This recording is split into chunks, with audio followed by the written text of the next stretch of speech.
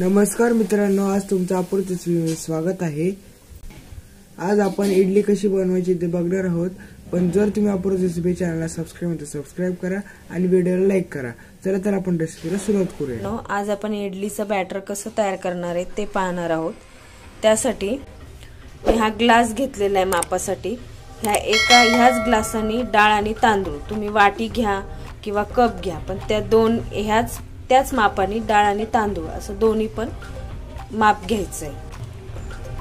आता मी हा ग्लास घेतलेला आहे। ह्या ग्लासाने मी 4 ग्लास घेतलेले आहेत तांदूळ, आणि हे राशनवर जे भेटतं ना त्या तांदळाची इडली आहे। तर त्या तांदळापासून मी ही इडली तयार करणार आहे। तर ह्याच्यापासून मी ह्या मापापासून 4 ग्लास तांदूळ घेतलेले आहे, आणि त्याच मापाने 1 ग्लास उडदाची डाळ घेतलेली आहे। 2 चमचे मेथीचे दाणे घेतलेले आहेत। हे बघा, आता मी डाळ आणि हे तांदूळ हे दोन्ही मी धुवून घेतलेले आहे, आणि धुवून घेतल्यानंतर ह्याच्यामध्ये आपल्याला हे मेथीचे दाणे ठेवायचे 5 ते 6 तास हे दोन्ही भिजवत ठेवायचे। हे बघा, हे डाळ पण आहे। तुम्हाला असं वाटत असेल की पाणी धुतलेली नाहीये की काय, पण डाळ फक्त एकदा धुवायची, जास्त धुवायची नाही।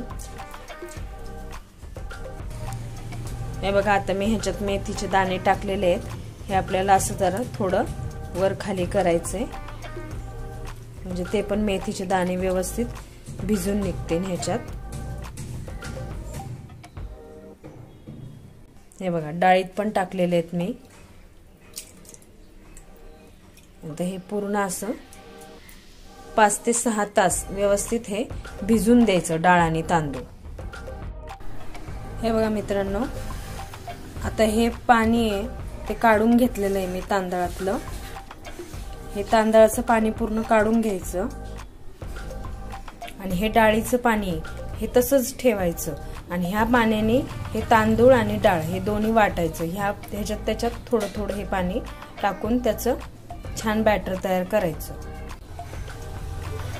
हे बघा, हे मगाशी जो ग्लास घेतला होता आपण तांदूळ आणि डाळ मोजायला, त्याच ग्लासाने मी 1 ग्लास पोहे घेतलेले आहेत। ते असे भिजवून घ्यायचे, आणि ते पण ह्या डाळ तांदळाबरोबर वाटून घ्यायचे। हे बघा, आता हे डाळ आणि तांदूळ हे मी दोन्ही वाटून घेतलेले आहे। हे बघा, एकदम असं बारीक त्याची पेस्ट करायची। हे बघा, डाळीची आणि तांदळाची पण अशीच पेस्ट करायची। आता हे आपल्याला काय करायचंय, पूर्ण मिक्स करून घ्यायचं हे डाळ आणि तांदूळ। हे बघा, आता आपण हे जे पोहे घेतले होते भिजवून, त्याची सुद्धा एकदम अशी पातळ पेस्ट करायची। ती सुद्धा आपल्याला ह्याच्यामध्ये मिक्स करायची। हे बघा, आता हे सर्व मी एकत्र केलेलं आहे। आता हे चांगलं हाताने पूर्ण असे बबल्स येईपर्यंत पूर्ण असं हे मिक्स करून घ्यायचं। हे बघा, आता हे 2 चमचे मीठ घेतलेलं आहे मी। आता हे मीठ पण आपल्याला काय करायचंय, ह्याच्यात मिक्स करायचंय। हे बघा, हे पूर्ण असं हाताने आहे ना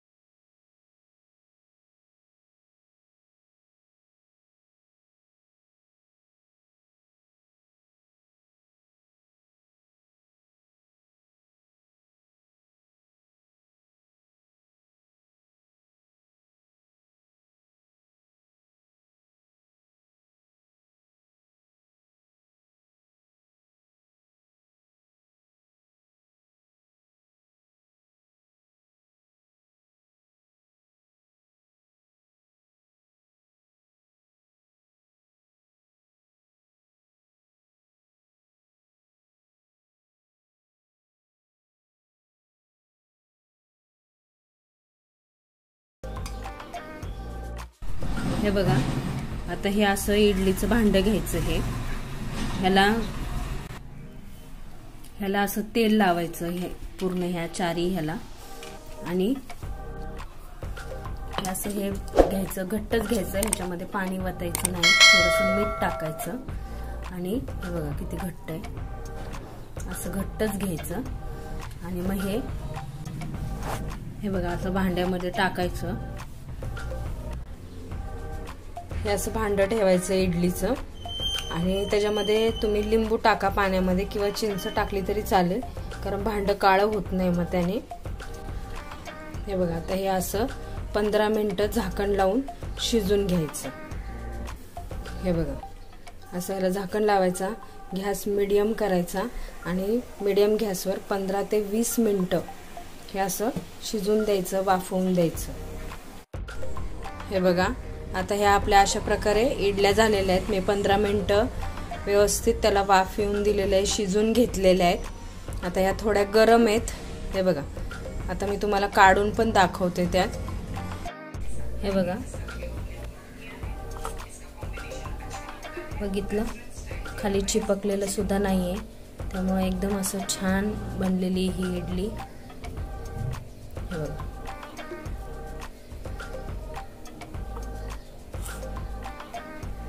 अशा प्रकारे आपली इडली झालेली आहे. ही इडली तुम्ही सांबार आणि चटणी बरोबर पण खाऊ शकता.